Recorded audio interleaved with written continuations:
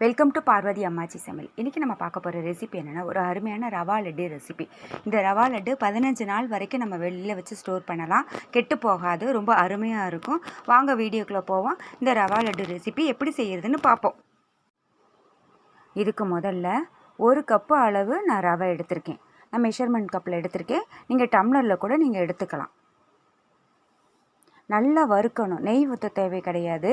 நல்லா ஒரு 5 நிமிஷம் நல்லா வறுத்துடுங்க. அது வறுக்கட்டும். அதுக்குள்ளே நம்ம பவுடர் சுகர் பண்ணிடுவோம். 3/4 கப்பு ஜீனி எடுத்துக்கோங்க. 3 ஏலக்காய் சேர்த்துக்கோங்க. அதை அப்படியே நைஸ் பவுடராக பண்ணிடுங்க. இது நல்லா வறுபடட்டும். 5 நிமிஷம்னாலும் நல்லா வறுபடணும். ஏன்னா நல்லா அந்த பச்சை வாசனை பூரா போகணும். நல்லா இருக்கும். இப்போ தான் உங்களுக்கு ஒரு 2லேருந்து 5 நிமிஷம் வறுபடட்டும். நல்லா அந்த உங்களுக்கு வறுக்கும் போதே அந்த வாசனை வரும். இதில் ஒரு 1/4 கப் அளவுக்கு தேங்காய் துருவல் சேர்த்துக்கோங்க. இது நான் மெஷர்மெண்ட் கப்பில் 1/2 கப்பு அளவு எடுத்த மாதிரி காமிச்சிருக்கேன். இல்லை, இது 1/4 கப்பு தான் நான் சேர்த்துருக்கேன். அதுக்கப்புறம் இந்த பவுடர் சுகரை சேர்த்துக்கோங்க. நல்லா வறுபடணும்.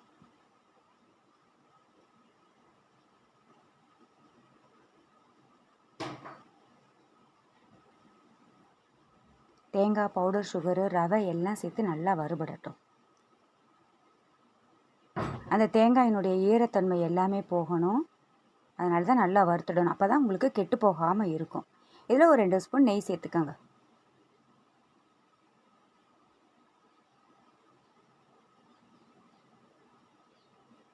நல்லா வறுபட்டுருச்சு பாருங்கள். வறுபட்டதுக்கப்புறம் ஒரு 1/4 கப் அளவுக்கு தண்ணி சேர்த்துக்கோங்க, இலக்கம் கொடுக்கறதுக்காக. இந்த ஸ்டேஜில் நீங்கள் வேணும்னா நீங்கள் பால் கூட சேர்த்துக்கலாம். ஆனால் பால் சேர்த்தோம்னா அதிக நாள் நம்ம வச்சுருக்க முடியாது. ஒரு 5 நாள் தான், மினிமம் போனால் 5 நாள் தான். அதுக்கு மேலே பால் சேர்த்ததை வச்சுருந்தோம்னா கெட்டு போன மாதிரி ஒரு மாதிரி வாசனை எடுக்க ஆரம்பிச்சிடும். இதே நம்ம தண்ணி சேர்த்து செய்யும் பொழுது ஒரு 15 நாள் வரைக்கும் கெட்டு போகாமல் இருக்கும்.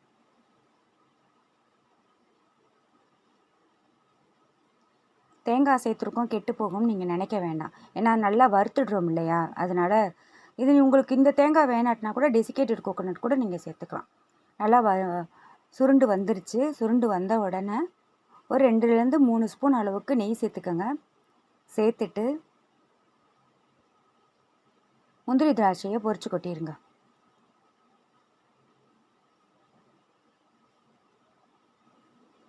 அந்த ரவை நல்லா தண்ணியிலே வெந்து கொடுத்து வந்தால் போதும். ரொம்ப உங்களுக்கு சுருளணும்னு நினச்சிக்கிட்டு இருந்தீங்கன்னா உதுந்து கொடுத்துரும், நம்ம லட்டு பிடிக்க முடியாது. இதே உங்களுக்கு ஆற கரெக்டாக இருக்கும் உங்களுக்கு. இது நல்லா கோல்டன் ப்ரௌன் வந்த உடனே எடுத்து அதில் கொட்டிட வேண்டியதுதான்.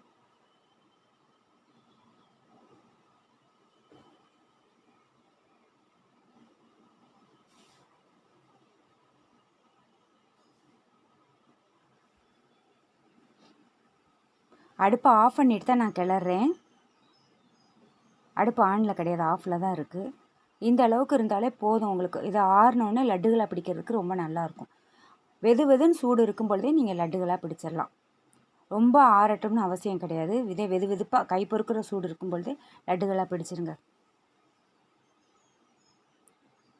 இது நமக்கு மீடியம் சைஸாக தான் நான் பிடிச்சிருக்கேன். 1 கப்புக்கே கிட்டத்தட்ட ஒரு 15 லட்டு கிடச்சிச்சு எனக்கு.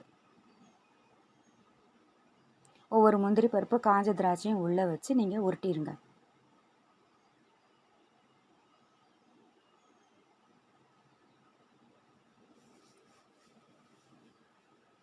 நல்லா ஆறினவுடனே டப்பாவில் போட்டு வச்சிட்டிங்கன்னா ரொம்ப நல்லாயிருக்கும்.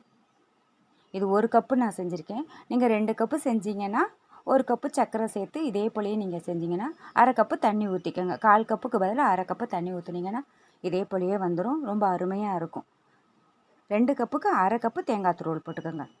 பாருங்கள், பிச்சு காமிக்கிறேன் எவ்வளோ சாஃப்டாக இருக்குன்னு.